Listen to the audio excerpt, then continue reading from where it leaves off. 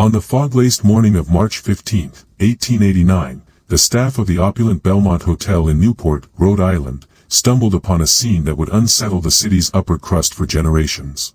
Room 237, permanently booked for one of America's most adored social icons, stood eerily still. The silk curtains remained drawn against the dawn, 2 crystal champagne flutes from the prior night's exclusive soiree sat untouched on the marble table, and a letter, unfinished and unsigned, lay abandoned on the ornate escritoire.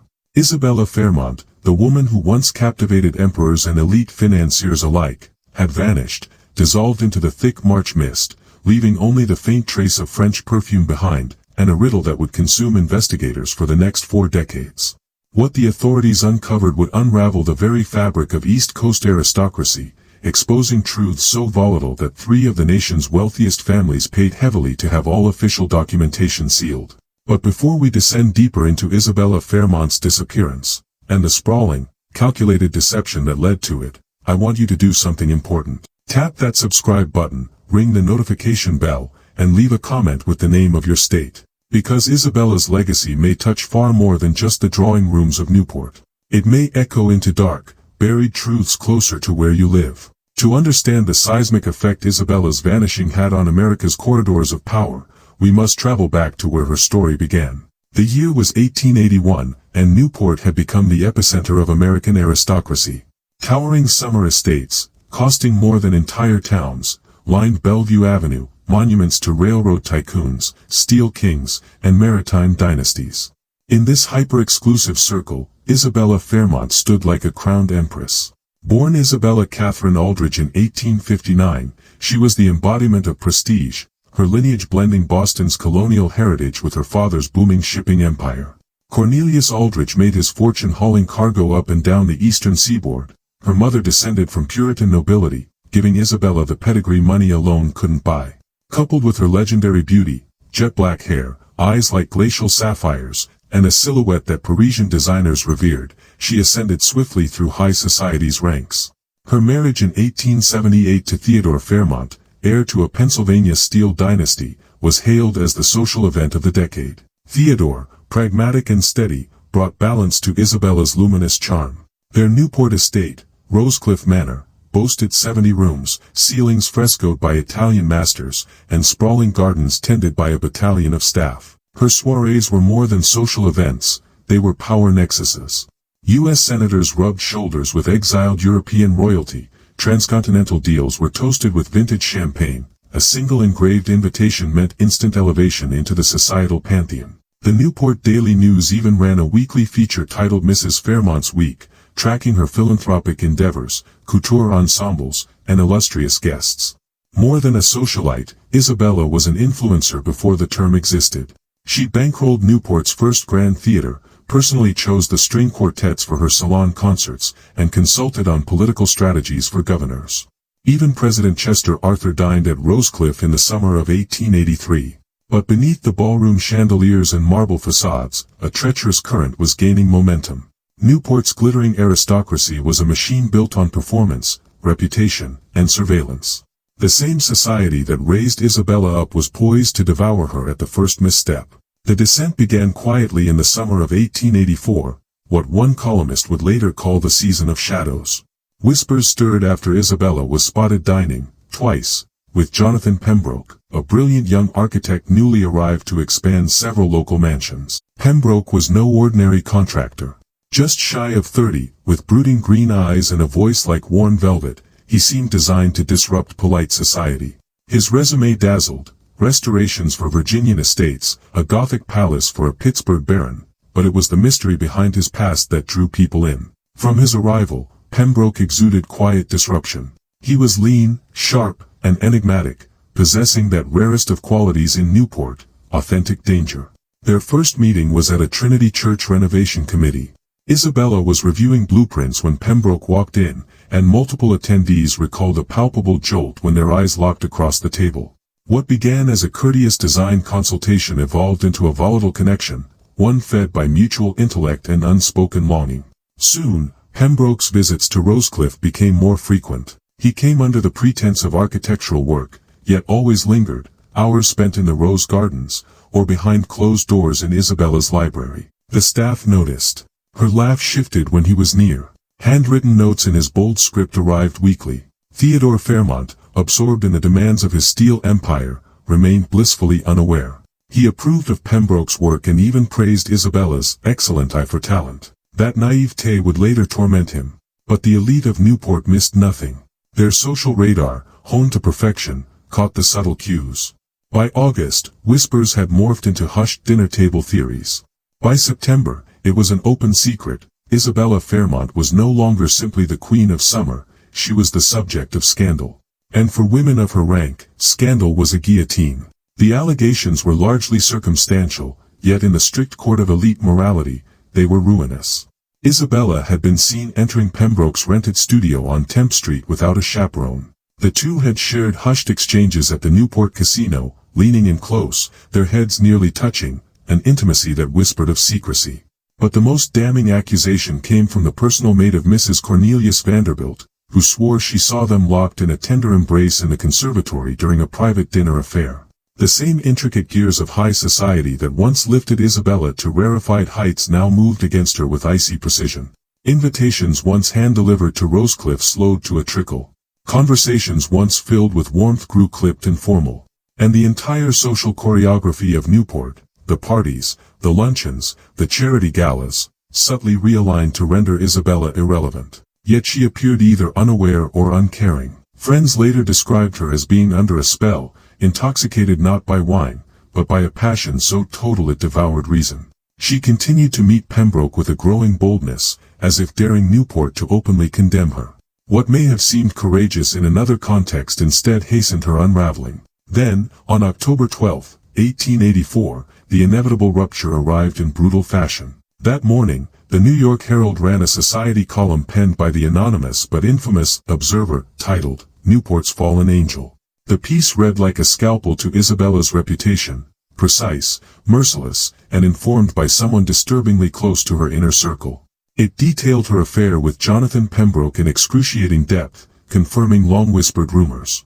But the real shock came from what followed. The columnist alleged that Pembroke was not merely an architect with romantic leanings, but a man drowning in gambling debts with a sordid history of seducing and defrauding wealthy women in multiple cities. According to the article, Isabella had been funneling large sums from her personal accounts to support him.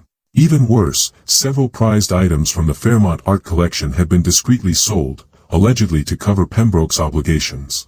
The article hit Theodore Fairmont like a thunderclap. It wasn't just adultery, it was betrayal of the most humiliating kind. His wife had not only broken her vows, she may have been conned by a practiced grifter. The pain was intensified by another cruel realization. His peers, business associates, and even members of his household had known, or at least suspected, while he remained in blissful ignorance. The confrontation between husband and wife occurred the evening of October 13th in the library at Rosecliff. According to later testimony given by Theodore to private investigators, Isabella initially denied the claims. But when faced with the bank records, she wept and confessed. She admitted to the affair and to sending Pembroke money, but claimed it was not deceit. It was love. Genuine, all-consuming love. Theodore's response was decisive and cold. He demanded that she end the affair immediately, retreat to Boston for the winter, and follow a carefully planned course of social rehabilitation. In time, he said, they could rebuild. Isabella refused without hesitation. She proclaimed her love for Pembroke, confessed her regret at marrying Theodore, and declared her intention to pursue divorce, a move that would have eviscerated both their standings in society. That night, staff reported voices raised behind the closed doors of the library until nearly midnight. Then, footsteps, Isabella's, on the marble staircase, sharp and purposeful. When Theodore appeared at breakfast the next morning, his face was pale and gaunt, the look of a man who had been gutted from within. But Isabella's defiance would have consequences far deeper than mere social exile. Theodore's legal team uncovered that nearly $50,000 had been transferred from Isabella's accounts to Pembroke over just 4 months, a staggering sum, well over $1 million in today's currency. Even more disturbing were the sales of artwork and jewels Isabella had claimed were for refreshing the collection. Among them was a family heirloom, a diamond necklace belonging to Theodore's late mother, sold at half its value. Whether due to naivety or cunning, it signaled something was deeply wrong. The final, devastating blow came when Theodore's private investigators traced Pembroke's past. In Pittsburgh, he had seduced the wife of a steel magnate, accepted lavish gifts, and vanished when discovered. In Richmond, it was a tobacco heiress, widowed, lonely, and generous, duped and discarded in similar fashion. The pattern was undeniable. Pembroke wasn't simply reckless, he was strategic. A skilled con artist who specialized in emotionally isolating wealthy women and draining them financially. When presented with this damning report, Isabella's reaction stunned even her husband. She defended Pembroke. She dismissed his past. She claimed that their love was unlike the others, and that the connections between them were real. That moment, more than any other, convinced Theodore that his wife had been drawn so deeply into Pembroke's deception that she no longer recognized what was true and what was illusion. By November of 1884, Isabella Fairmont's standing in society had collapsed entirely. The Herald article was reprinted from Boston to San Francisco, igniting a nationwide scandal. It had all the ingredients the public relished: glamour, betrayal, heartbreak, and America devoured it. Theodore issued an ultimatum. Isabella was to sever all ties with Pembroke, endure a year of seclusion, surrender access to her private fortune, and accept a strict code of conduct. In return, he would spare her the disgrace of a public divorce and slowly repair their social standing through charity work and calculated appearances. Isabella responded by vanishing. She was missing for 3 days before her personal maid found her in Providence, hiding under an assumed name in a modest boarding house. When Theodore and his legal advisors arrived, she presented a counterproposal, equal parts brilliance and madness. She threatened to expose the corruption embedded within Newport's most esteemed families. According to her, her time with Pembroke had granted her knowledge that could level dynasties. He had confided secrets, blueprints of mansions that included hidden chambers, false walls, and concealed vaults. These modifications weren't eccentric flourishes, they were commissioned to hide evidence, forged documents, illicit financial records, and stolen assets. She named names. Senator William Blackstone had a hidden compartment behind his library fireplace where bribe documents were allegedly stored. Charles Pianton, railroad mogul, had a false room beneath his wine cellar, concealing fraudulent deeds related to land acquisition. Isabella Fairmont was no longer merely a scandalized woman. She had transformed into a threat. The most incendiary of Isabella's claims was her assertion that she had proof tying 3 of Newport's most influential families to a coordinated scheme to manipulate steel prices during government contract negotiations. While Theodore's attorneys doubted the legitimacy of her evidence, they were nonetheless deeply alarmed. In the interconnected web of Gilded Age enterprise, even the whiff of such accusations could unleash congressional inquiries that would lay bare countless business dealings balanced on the edge of legality. Whether Isabella was telling the truth or not, the mere act of speaking those accusations aloud could prove disastrous. A closed-door meeting was hastily arranged for November 20, 1884, in the exclusive private dining room of the Belmont Hotel. Present were representatives from 5 of Newport's most powerful dynasties. Isabella entered the room like a woman with nothing to lose. Her demands were clear, calm, and chilling in their precision: $100,000 in cash, complete settlement of Pembroke's outstanding debts, and guaranteed safe travel for both of them to Europe, where they would live in permanent exile. In return, she would vanish from American society and take her secrets with her. The negotiations lasted 6 hours. Just past midnight, an agreement was reached, but not without modifications Isabella hadn't foreseen. The families would provide the money and settle Pembroke's debts, but only if strict conditions were met. Isabella and Pembroke would leave on separate ships. They would have no contact for a minimum of 2 years. And both would sign binding documents forbidding their return to the United States or communication with anyone in the Newport elite. Isabella accepted, but several witnesses noted that her demeanor during the final hour of discussion had changed. She appeared dazed, her attention drifting. When asked if she fully grasped the permanence of the deal, she smiled faintly and murmured that certain sacrifices were worth making for love. On November 25, the cash payment was delivered to Isabella's hotel suite. Her passage aboard the Britannica, set to depart from New York on December 2, was confirmed. Pembroke had already set sail for England 3 days prior aboard another ship. On paper, it was the conclusion to one of the most scandalous and costly romantic entanglements in American high society. But Isabella Fairmont never boarded the Britannica, and the mystery of her final 7 days would become a legend that haunted Newport well into the 20th century. That last week in America was marked by a strange mix of precision and secrecy. Isabella checked out of the Providence boarding house and returned to Newport under her maiden name, securing a suite at the Belmont Hotel. The symbolism was clear. She was shedding her married identity, returning to the woman she had been before wealth, marriage, and betrayal altered her path. Hotel staff described her as composed, almost serene. She dined in her room, received no visitors, and spent long hours writing. William Chen, the hotel desk clerk, later testified that she mailed over a dozen letters during her stay, though he couldn't recall their destinations. On November 28, she made an unexpected request. She asked the concierge to arrange for a professional portrait. Marcus Steinberg, a society photographer newly established in Newport, arrived that afternoon. The sitting lasted nearly 2 hours. Isabella posed carefully, changing positions, adjusting lighting, and requesting multiple takes.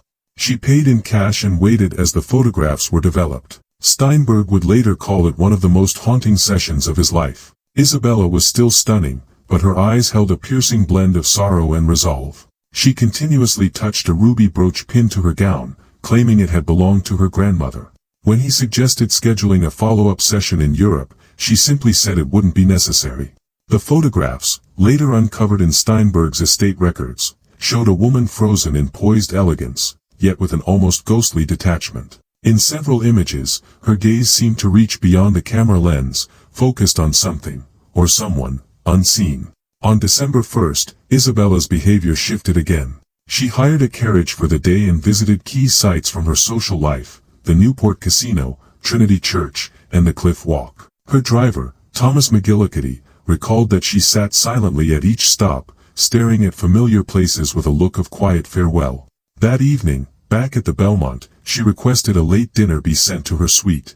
Night manager Robert Sterling brought the tray himself. He remembered her as dressed immaculately in a deep blue silk gown, her ruby brooch catching the light. She thanked him warmly and offered a tip far larger than custom required. When he protested, she said, "Generosity is one of the few true freedoms money allows, and I intend to use it while I still can." The final confirmed sighting of Isabella Fairmont occurred at approximately 11:30 p.m. that same night. Desk clerk William Chen saw her descend the hotel staircase, dressed in a heavy traveling coat, carrying a small leather valise. Her pace was unhurried. She acknowledged Chen with a polite nod. When he asked if she needed transport assistance, she declined, saying her arrangements were already made. He watched her pass through the lobby and out into the night. A dense fog had crept in from the harbor, and within moments, she vanished into the mist, swallowed by the gray veil that often blanketed Newport's coastline. It was the last time anyone saw Isabella Fairmont alive. When she failed to board the Britannica the next morning, Theodore contacted the authorities. The investigation that followed would unravel a complex web of secrecy, illusion, and unanswered questions that would baffle police and historians alike. Newport's law enforcement had never encountered a mystery of this magnitude. In 1889, missing persons investigations relied on testimony, sparse evidence, and the new, still maturing, science of detective work. Chief Detective Samuel Harrison, known for his tireless work on portside crimes and family disputes, was assigned the case. He brought to the investigation a methodical rigor that foreshadowed the forensic discipline of the coming century, but even his orderly mind would struggle to piece together the last true days of Isabella Fairmont. The initial stage of the investigation centered on retracing Isabella's final steps in Newport. Detective Harrison and his team fanned out across the city, interviewing hotel employees, carriage operators, local merchants, anyone who might have interacted with her during those last 7 days. What they uncovered painted the picture of a woman deliberately wrapping up the affairs of her life, as if bracing for a departure she had no intention of reversing. Inside her Belmont Hotel suite, the first significant clues surfaced. Isabella's belongings were arranged with striking precision, every garment folded, every item in place. It was unclear whether she'd left in haste or with cold calculation. But what stood out more than what was present was what was absent. A diamond bracelet that hotel staff had seen her wear earlier in the week was missing, along with several other pieces of high-value jewelry. Her writing desk contained unfinished letters, drafts clearly intended as farewells to family and close acquaintances, but the final versions were never found. Most baffling was what had been discovered in the fireplace, a half-burned page containing scribbled figures, financial tallies, and a list of names. Among them were the initials, J.P., likely Jonathan Pembroke, and, more mysteriously, WB, which only later did investigators link to Senator William Blackstone, the man Isabella had reportedly threatened to expose. The case took a darker turn when Harrison tried to track Pembroke down in London. The address Isabella's legal representatives had on file turned out to be a forwarding service. British authorities responded with troubling news. No one by that name or matching Pembroke's description had checked into any major hotels or lodging houses in the city. This led Harrison to a chilling theory. Either Jonathan Pembroke was an assumed identity, or he had never actually left for Europe at all. While shipping logs confirmed that a man under that name had booked a transatlantic cabin, the manifest also revealed that the passenger never boarded. As Harrison delved further into Pembroke's past, a far more sinister portrait emerged. Though he had worked on high-profile properties in Pittsburgh and Richmond, no one could definitively verify his academic or architectural credentials. He had a documented history of abandoning projects midway and leaving behind unpaid debts. More alarming was the recurring pattern of romantic entanglements with affluent women in each city, each ending in financial scandal or quiet disappearance. But the most damning revelation came when Harrison partnered with local building inspectors to examine homes Pembroke had renovated in Newport. They confirmed that at least 3 mansions featured concealed rooms, false panels, and hidden compartments, just as Isabella had described. What startled Harrison most was that these features had been installed before Isabella's affair with Pembroke became public knowledge. The implication was staggering. Pembroke may have been targeting her all along. Then, unexpectedly, the investigation took a new path. A woman named Mrs. Margaret Winthrop, an aging seamstress once employed by several of Newport's oldest families, requested a private audience with Harrison. She claimed to possess information regarding Isabella's disappearance but demanded anonymity in return. Her account was as unsettling as it was unexpected. On the night of December 1st, Mrs. Winthrop had been working late in the Petton Mansion's sewing quarters when she overheard voices in the courtyard outside. Curious, she crept to a window with a partial view of the rear estate. There, in the flickering moonlight, she claimed to have witnessed Isabella Fairmont meeting with 2 unknown men. The conversation appeared tense. Isabella was animated, gesturing forcefully, while the men stood quietly, watching her intently. After roughly 20 minutes, one of them handed Isabella what looked like an envelope or parcel. Moments later, she followed them into a closed carriage and was driven away. While intriguing, the testimony presented serious challenges. Mrs. Winthrop was unable to offer reliable descriptions of the men, citing poor lighting and distance. Worse, her reputation around Newport was checkered. She'd been dismissed from at least 2 households for spreading gossip about her employers. Harrison was ready to dismiss her story until she mentioned a detail too specific to ignore: Isabella's ruby brooch. Mrs. Winthrop described how it caught the moonlight with a distinct red flash, a detail only someone physically present could have known, corroborating what the hotel staff had said about Isabella's jewelry that evening. Just when it seemed the case couldn't get stranger, it did.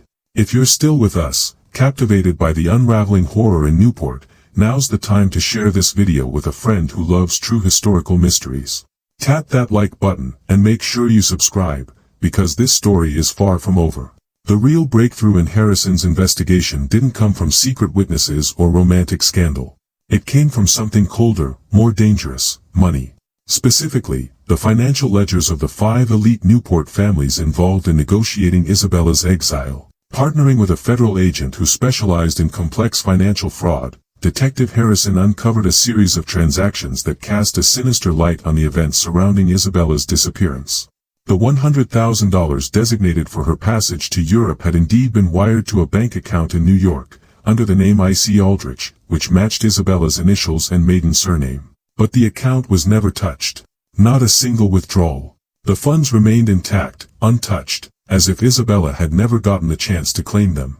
That alone was suspicious, but what truly alarmed investigators was how the account had been opened. The identification documents were forged, and the handwriting on the paperwork did not match Isabella's famously distinctive script. Harrison arrived at a sobering possibility: someone had been posing as Isabella during the final stages of the negotiations.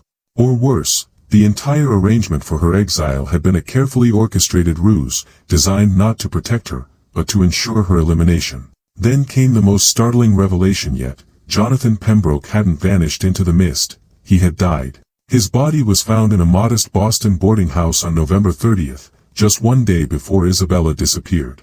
The official cause of death, heart failure. But the landlady recalled that Pembroke had received 2 visitors earlier that day, well-dressed men who claimed to be his business partners. They spent several hours in his room and then left without a word. The newspapers in Boston had published a short obituary, but the story never reached Newport until days later. This suggested a devastating twist. Isabella likely had no idea Pembroke was already dead when she made her final preparations. If she had been planning to reunite with him, she had, in fact, walked directly into a trap. Harrison now focused on identifying the 2 men linked to Pembroke's final hours, and the same pair reportedly seen with Isabella by Mrs. Winthrop the night she vanished. His breakthrough came from an unexpected direction. Several of the families involved in the exile deal had contracted with the Pinkerton Detective Agency, a powerful private firm known for handling sensitive issues. Under pressure from federal authorities, Harrison obtained access to confidential Pinkerton files. What he found was nothing short of terrifying. The files revealed that Isabella and Pembroke had been under active surveillance for weeks. Pinkerton operatives had tracked their movements, intercepted their correspondence, and compiled detailed psychological profiles. But the most alarming content came from the agents' internal recommendations, documents that stated, in veiled corporate language, that Isabella's continued presence posed a persistent threat to client stability. Terms like neutralization, irreversible action, and complete discretion were scattered throughout the reports.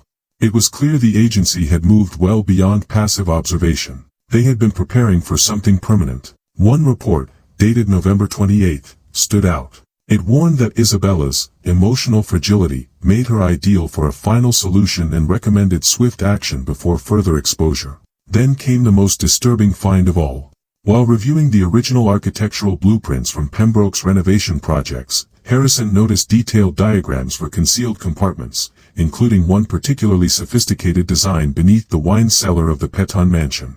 The blueprints outlined a hidden chamber, 10 feet square, 8 feet high, beneath the estate's stone flooring. And it was large enough to hide far more than illicit documents or valuables.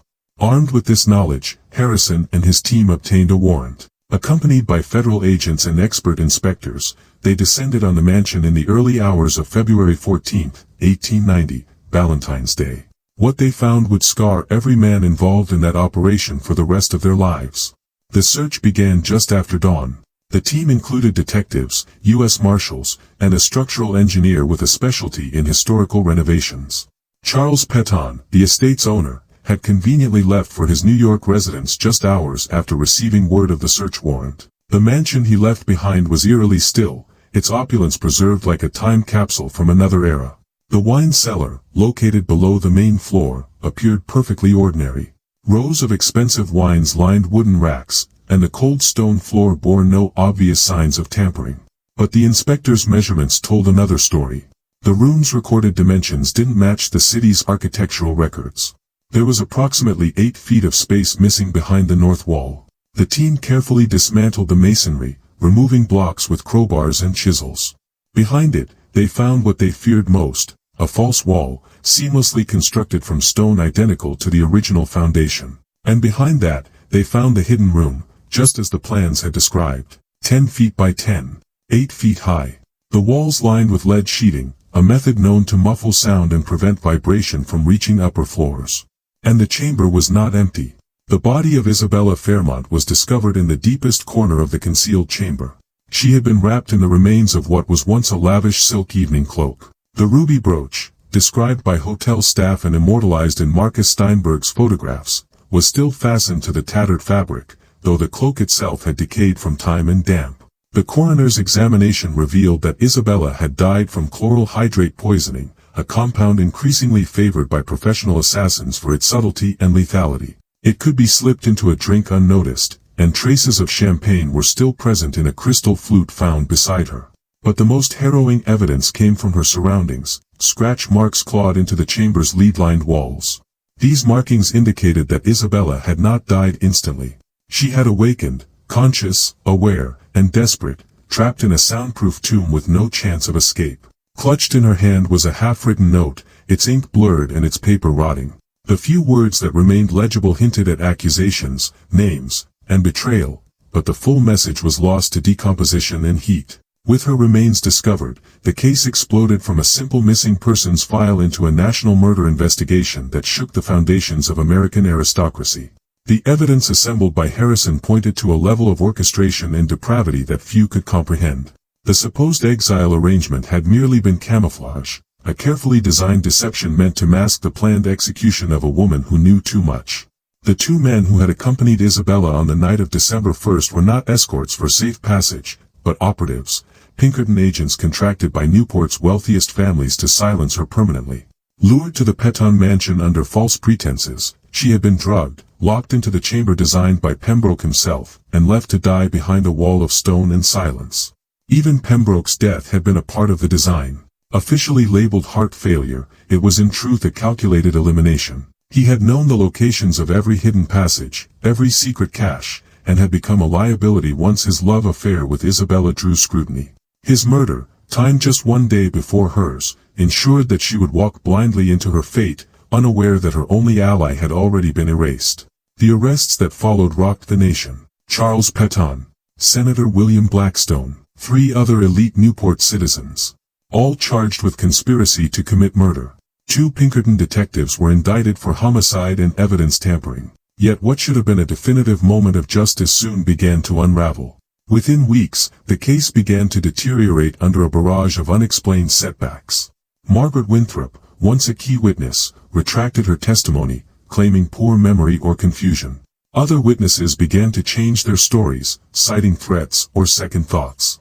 Crucial evidence, letters, financial records, even the champagne glass, disappeared mysteriously from the police archives. Most damning of all, the Pinkerton agency's Boston offices were consumed by fire just days before a subpoena could force the release of their files. The blaze was labeled accidental, but the timing and the loss of documents raised suspicions no official investigation could ignore. The federal team that had pushed so aggressively early on found itself slowed by a tide of bureaucratic resistance. Jurisdictional battles erupted. Search warrants were challenged. Senior investigators were abruptly reassigned or placed on leave. Months passed in legal wrangling and procedural delays while the public's interest slowly waned. By mid-1890, it was painfully evident that invisible hands were at work, powerful ones. The kind of influence that could paralyze legal machinery and erase truth from history. The families implicated in Isabella's death had immense reach, their connections running deep into political institutions, corporate boards, and even the judiciary. They would protect themselves at any cost.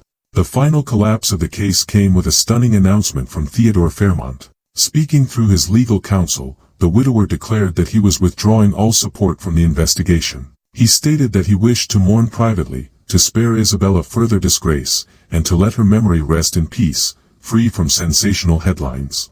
But behind this statement was something darker. Financial records later reviewed by Harrison's team revealed quiet transactions, settlements, transfers, and trust modifications that suggested Theodore had accepted a private agreement, one that exchanged his silence for closure, compensation, and the protection of his own legacy.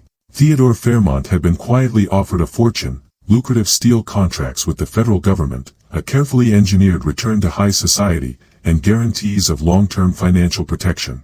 In return, he agreed to withdraw entirely from the murder investigation and to publicly endorse the official version of events, that Isabella Fairmont had taken her own life out of despair over her exile and ruined reputation. By the autumn of 1890, the criminal proceedings against those involved in Isabella's death had disintegrated. Charles Peton was acquitted for lack of admissible evidence. The charges against Senator William Blackstone were dismissed due to procedural technicalities. The 2 Pinkerton agents named in the investigation vanished without a trace, believed by some to have been relocated under new identities, quietly rewarded for their silence and complicity. On October 15, 1890, Isabella Fairmont was buried without ceremony in the family plot at Island Cemetery in Newport. Fewer than 24 mourners attended the funeral. No reporters. No obituaries. No eulogies marking her contributions to society. But the story did not end at her gravesite. Over the next decade, justice returned in a different form, slow, precise, and inescapable. Everything Isabella had threatened to expose before her death began to unravel. The families who thought they had silenced her forever found themselves cursed by the very corruption they believed had been safely buried. Charles Peton, in whose mansion Isabella had died, descended into paranoia. He withdrew from Newport life, claiming that Isabella's spirit haunted his home, whispering through the walls at night. His attempts to restart his life in New York failed. When federal prosecutors investigating unrelated fraud uncovered damning records from his company's dealings, the fraud she had warned about was confirmed. By 1895, Peton Steel was collapsing, bankrupt and under indictment for systematic bid rigging and falsified invoices. In 1897, Peton himself was discovered dead in his study. The official cause, heart failure. The positioning of the body and the untouched bottle of laudanum nearby told a different story. Senator Blackstone's downfall came with theatrical irony. In 1892, a Senate corruption probe, completely unrelated to the murder, led federal agents to raid his estate. Hidden behind the fireplace, just as Isabella had claimed, they found forged records and bribe ledgers tied to railroad legislation. Blackstone was expelled from Congress and died disgraced and bankrupt in 1899, his empire devoured by restitution demands. The dominoes continued to fall. Railroad tycoon Thomas Hartwell's empire disintegrated in 1896 when the Interstate Commerce Commission exposed his role in a massive price-fixing scheme. It was the same scheme Isabella had threatened to reveal. Hartwell shot himself in the library of his Philadelphia mansion. His death made national headlines. Banking heir Robert Sterling was undone by the Panic of 1893. The illegal loan practices Isabella had uncovered left his institutions exposed to collapse. When the economy turned, his empire crumbled. By 1894, he was bankrupt. By 1896, he was institutionalized. And then there was the Pinkerton Detective Agency, the iron-fisted arm of industrial America. Once the go-to force for the country's wealthiest families, it became the subject of its own reckoning. Investigations into labor violence revealed that Pinkerton operatives had participated in violent strikebreakings, illegal surveillance, and contract killings, including, investigators hinted, the silencing of Isabella Fairmont. By 1900, the agency's major clients had cut ties. Lawsuits piled up. Its once feared name had become synonymous with scandal and overreach. The organization that had orchestrated Isabella's murder was now dismantling under the weight of its own criminal legacy. Detective Samuel Harrison, whose dogged pursuit of truth had once threatened to expose the full conspiracy, retired in 1905. But he never let go of the case. He spent the remainder of his life documenting every detail of what he had learned, evidence, witness accounts, financial trails. He suspected the conspiracy extended far beyond Isabella Fairmont's death. After his passing in 1918, Harrison's personal papers were found in a locked trunk, meticulously labeled and organized. Among the files were links between Isabella's murder and other mysterious deaths, servants, clerks, minor witnesses, all silenced quietly over the years. His final report, written shortly before his death, carried a warning to future generations. The murder of Mrs. Isabella Fairmont was not an isolated act of passion or betrayal. It was part of a larger system, a machinery of power fueled by fear, secrecy, and blood. Until this machinery is dismantled, no one who stands in its way will ever be truly safe. The collapse of justice in the case of Isabella Fairmont sent a chilling message, one that still echoes today: wealth and power could shield the guilty from consequence. Her murder became a cautionary tale whispered through the parlors of Newport for decades. Parents warned their daughters about the perils of ambition and infidelity, but they failed to grasp the deeper warning her life embodied, that the elite of Gilded Age America were capable of orchestrating murder to protect their empires. The Peton Mansion, where Isabella met her fate, stood vacant for over 2 decades following Charles Peton's death. Neighbors spoke of eerie lights flickering in empty windows, laughter drifting across the frozen lawns in the dead of winter, and a haunting scent of French perfume clinging to sealed rooms. In 1920, the mansion was acquired by a Catholic charity and repurposed as an orphanage. Yet the building's sinister energy remained. Children whispered about a woman in evening dress who walked the halls at night, trailing a crimson glow. Staff reported hearing scratching sounds in the basement walls, sounds that mirrored the desperate clawing Isabella had left behind. The orphanage was shut down in 1935 after a string of unexplained injuries and bizarre events that church leaders deemed spiritually harmful to the children. During its demolition in 1938, construction workers unearthed several hidden rooms previously missed by investigators.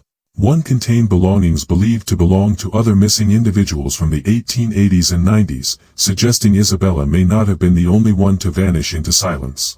The ruby brooch Isabella wore to her death took on a legend of its own. After being held as evidence, it was returned to Theodore Fairmont, who quietly donated it to a Boston museum. In 1895, the brooch vanished under suspicious circumstances. It resurfaced intermittently in the hands of society women, always just before tragedy. In 1902, it was found with a wealthy New York widow who died under mysterious conditions. In 1918, it was discovered in the home of a Philadelphia heiress, dead during the influenza pandemic. Every time it reappeared, its bearer seemed to meet a fate that echoed Isabella's: tragic, silenced, unsolved. Theodore Fairmont never took another wife. He lived out his days quietly in Boston, dedicating himself to philanthropic causes that championed the protection of women. When he died in 1923, his will established a sizable fund to support investigations into unsolved crimes against women. He never spoke publicly of Isabella again, but his final gesture made his guilt, and his quiet atonement, clear. The Fairmont Foundation, created in his name, investigated dozens of suspicious deaths tied to elite families in the Northeast. Though it never cracked a case as dramatic as Isabella's, it exposed a pattern of systemic abuse and the institutional indifference that enabled it. Yet the most persistent question surrounding Isabella's death remained: what happened to the damning evidence she had collected? Despite exhaustive searches, her hotel room, her belongings, the Peton estate, no one could find the documents she had claimed to possess. Detective Harrison believed Isabella had hidden the material herself, perhaps sensing the trap being set. He dedicated years of his life trying to recover it. But when he died in 1918, the evidence was still lost. Until 1954. During routine renovations at the Belmont Hotel, workers discovered a sealed envelope tucked behind a brick in the basement storage area. The envelope bore Isabella's initials and the date, November 30th, 1889. Inside was everything: ledgers detailing illicit payments, letters between business tycoons and corrupt officials, and architectural drawings pinpointing secret rooms in more than a dozen Newport mansions. It was the missing cornerstone of the case. The revelations were staggering. The conspiracy Isabella had warned of extended well beyond Newport's borders. The documents implicated judges, senators, and industrialists throughout New England. But by 1954, justice had run out of time. The perpetrators were all long dead. Statutes of limitation had expired. The scandal had grown too cold to prosecute. The materials were donated to the Newport Historical Society, where they were added to a permanent exhibit on the hidden history of Gilded Age America. The ruby brooch remains on display. Isabella's letters, some barely legible, are preserved in glass. Visitors often report an eerie chill while reading her final words or staring into her last portrait, as though she's still present, watching, waiting, determined that the truth she died for would never again be buried. The hotel suite where Isabella Fairmont spent her final nights, room 237, was eventually repurposed, its number removed from public view. But guests and staff continued reporting strange disturbances: the faint aroma of French perfume, muffled sobbing in the night, and an uncanny sensation of being watched by eyes that were no longer human. Even after the room was converted into a storage space, the hauntings persisted. Dr. Margaret Steinberg, a historian who dedicated 2 decades to unraveling the Isabella Fairmont mystery, released her definitive account in 1979. Titled The Newport Murders: Wealth, Power, and Justice in Gilded Age America, the book became a bestseller, reigniting national interest in the forgotten case. Her investigation proved that Isabella's murder wasn't an isolated tragedy, but part of a pattern of ruthless oppression used by the American elite to protect their empires.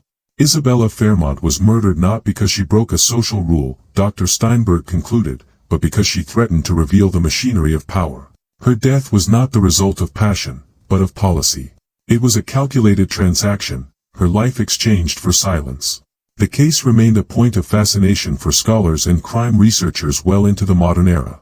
In 2019, the FBI's Cold Case Division revealed that they had reopened the Fairmont file, applying modern forensic tools to decades-old evidence. Agents acknowledged that missing records and the passage of time made any form of prosecution unlikely. But for those who studied the case, courtroom justice was never the real pursuit. The greater lesson in Isabella's story lies not in punishment, but in warning. She became a symbol of what happens when unchecked wealth collides with truth. Her murder stands as a grim reminder that the rich and powerful have always had means to silence their enemies, and that sometimes, the cost of speaking out is your life. The secrets Isabella threatened to reveal were worth killing for. And the people who killed her didn't just escape prison, they thrived for a time. But corruption has a tendency to consume its creators. One by one, those families were destroyed by the same tools they once used to destroy others. But what do you believe? Do you think we've finally uncovered everything? Or are there still secrets hidden in the walls of Newport's grand mansions, evidence buried beneath floorboards, or locked away behind gilded doors?